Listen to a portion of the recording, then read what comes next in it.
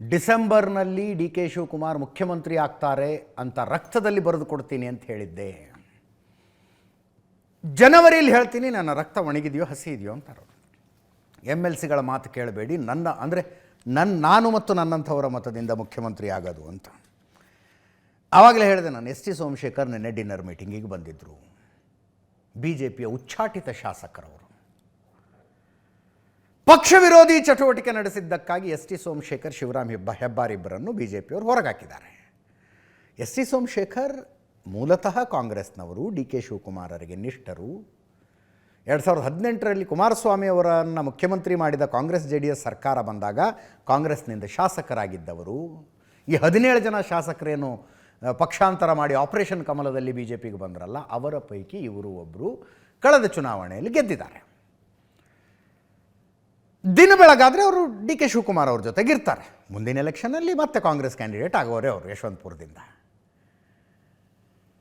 ಅವರು D K Shivakumar ಯಾಕೆ CM ಆಗಬಾರ್ದು, ಪಕ್ಷಕ್ಕಾಗಿ ದುಡಿದಿಲ್ವಾ ಅಂತ ಕೇಳಿದ್ರು. ಅದಕ್ಕೆ AS ಪೊನ್ನಣ್ಣ ಹೇಳ್ತಾರೆ, ಉಚ್ಚಾಟಿತ ಶಾಸಕರಿಗೆ ನಮ್ಮ ಪಕ್ಷದ ಬಗ್ಗೆ ಮಾತಾಡೋದಕ್ಕೆ ಏನು ಅಧಿಕಾರ ಅಂತ. ಕೇಳಿಸ್ಕೊಳ್ಳಿ ಅದನ್ನೊಂದು ಸಲ.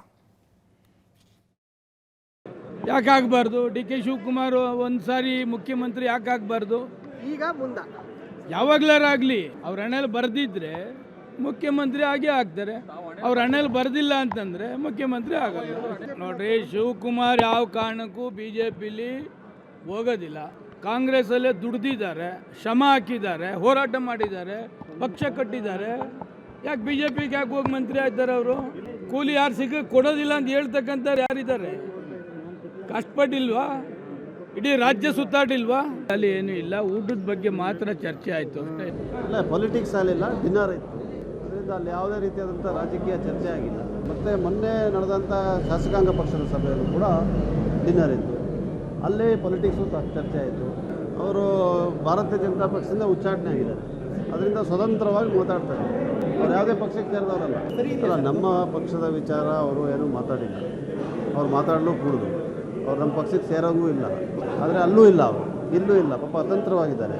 ಅತಂತ್ರವಾಗಿದ್ದಾಗ ಕೆಲವು ಅಭಿಪ್ರಾಯಗಳು ವ್ಯಕ್ತಪಡಿಸ್ಕೊಂಡು ಉಳ್ಕೋಬೇಕಲ್ಲ, ರಾಜಕೀಯ ಮಾತಾಡ್ತಾರೆ.